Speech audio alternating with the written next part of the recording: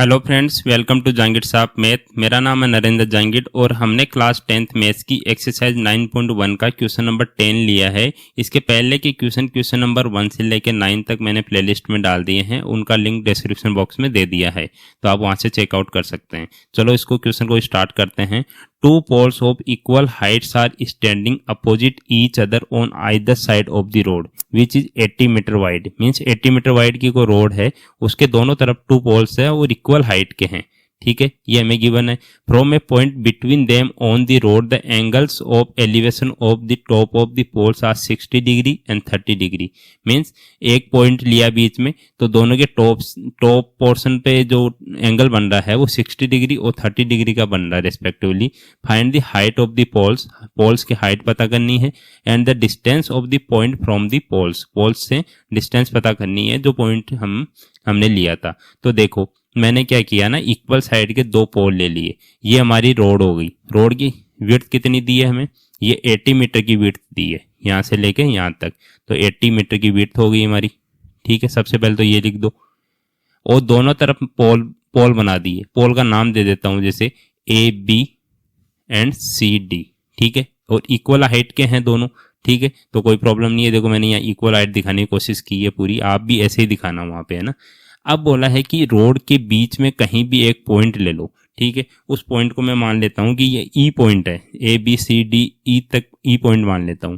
अब ई पॉइंट से दोनों पोल्स के टॉप पे जो एंगल बन रहा है, जैसे ए पॉइंट को देखा हमने तो एक एंगल ऑफ एलिवेशन बना, और सी पॉइंट को देखा तो एक एंगल ऑफ एलिवेशन बना, है ना। वो कितना बन रहा है? 60 डिग्री एंड 30 डिग्री, है ना। तो 60 डिग्री कौन सा वाला होगा? ये वाला होगा। ये स्टिप बन रहा है, तो ठीक है, तो ये 60 डिग्री का एंगल होगा और ये 30 डिग्री का एंगल होगा। ठीक है, ये समझ गए आप। क्योंकि ये क्या है, यहाँ इसके क्लोज, जितना क्लोज होगा, देखो इसके जितना क्लोज जा रहे हैं उतना एंगल बढ़ता जा रहा है। अगर लास्ट में डी पॉइंट पे पहुंच जाएंगे तब 90 डिग्री का एंगल बन जाएगा। ठीक है, तो जितना क्लोज जाएंगे, जिसके क्लोज होगा उसका एंगल ऑफ एलिवेशन ज्यादा होगा आपका। अब इसकी जो AB और CD जो पोल माने हैं, इनकी हाइट में मान लेता हूं कि दोनों की सेम है, तो H हाइट मान लेता हूं। और जो पॉइंट है जहां से हम दोनों के टॉप पोर्शन को देख रहे हैं, उसकी डिस्टेंस मान लेता हूं कि ये D पॉइंट जो CD पोल है वहां से अक्स डिस्टेंस पे है। ठीक है, अगर ये अक्स डिस्टेंस पे है पॉइंट, तो ये टोटल कितना है? 80 मीटर का है। तो ये कितना बच गया? जो AB पोल है वहां से कितनी लेंथ, कितनी डिस्टेंस बच गई उस पॉइंट की? ये हो जाएगी 80 माइनस अक्स। टोटल 80 है और अक्स मैंने यहां से माना, तो कितना बचा? 80 माइनस अक्स बचेगा। ठीक है, ये आप समझ गए। ये E पॉइंट है ना, मैं इसको सही से लिख देता हूं। तो ये हमने डिनोट कर दिया। अब इसको मैं लिख देता हूं यहाँ पे। सॉल्यूशन स्टार्ट करते हैं इसका। और जो हमने माना है, जैसे AB और CD को पोल माना है, H हाइट मानी है, डिस्टेंस अक्स मानी है, ये सब यहाँ लिख देते हैं। और BD क्या हो जाएगी? रोड की विड्थ हो जाएगी। तो यहाँ लिखता हूं,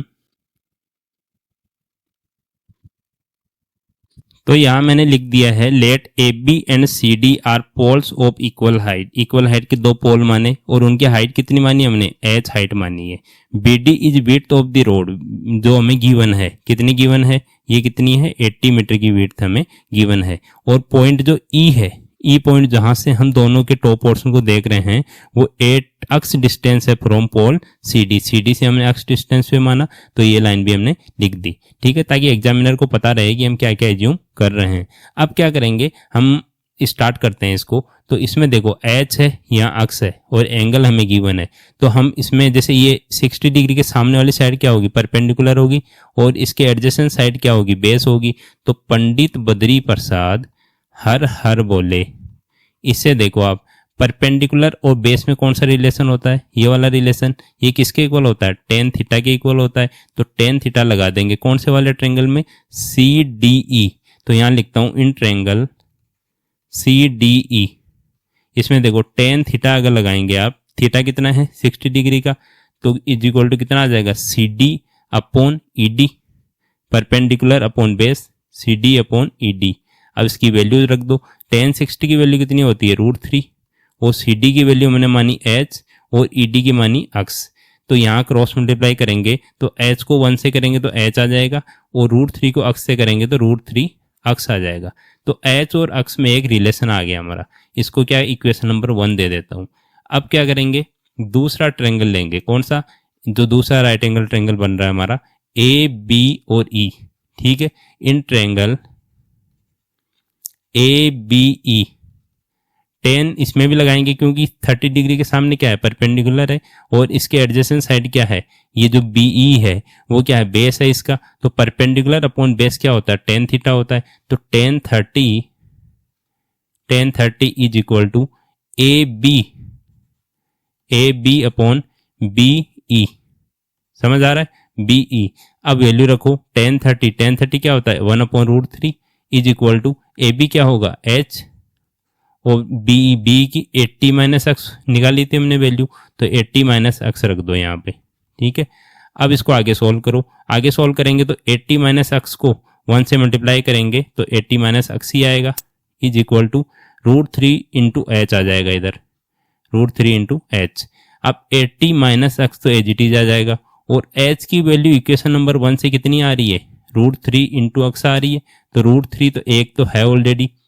अब h की जगह रखेंगे √3 इंटू एक्स, ठीक है, ये फ्रॉम इक्वेशन 1, यहां लिख देंगे फ्रॉम इक्वेशन 1, ठीक है। तो इतना समझ आया। अब इसको मैं यहां सोल्व करता हूं आगे इसको यहाँ पे, तो 80 माइनस एक्स ये एज इट इज है, इज इक्वल टू √3 इंटू √3 कितना हो गया, मैंने पहले वाले क्वेश्चन में बताया था, अगर √3 को √3 से मल्टीप्लाई करेंगे तो 3 आ जाएगा, बिकॉज अगर बेस सेम है, दोनों रूट के अंदर बेस सेम है और दोनों रूट मल्टीप्लाई हो रहे हैं, 2 बार आ रहे हैं, स्क्वायर हो रहा है उसका, तो क्या हो जाएगा, रूट हट जाता है, तो 3 बन गया हमारा, और अक्स है ही ऑलरेडी, ठीक है। अब अक्स की वैल्यू को एक साथ कर लो, तो 80 इधर रख लेते हैं और 3x उधर एक तो है, और ये माइनस एक्स उधर जाएगा तो प्लस का अक्स बन गया।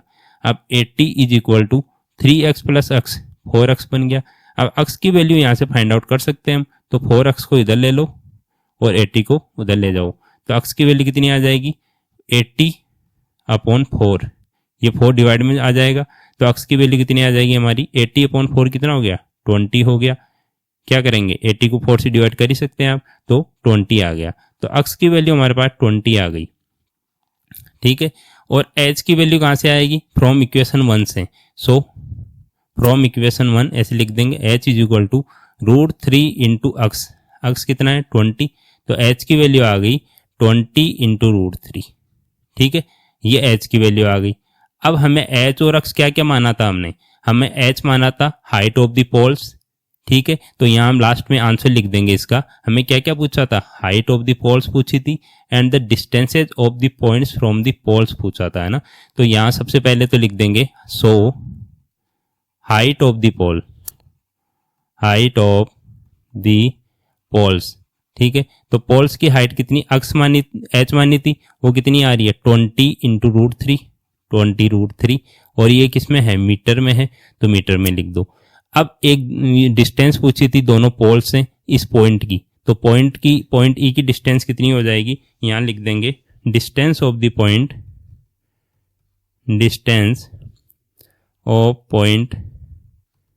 फ्रॉम पोल सी डी से कितनी है, अक्स डिस्टेंस है, तो पहले सी डी वाली लिख देते हैं, फ्रॉम पोल सी डी अक्स की वैल्यू कितनी है 20 है, तो 20 आ गया, ठीक है।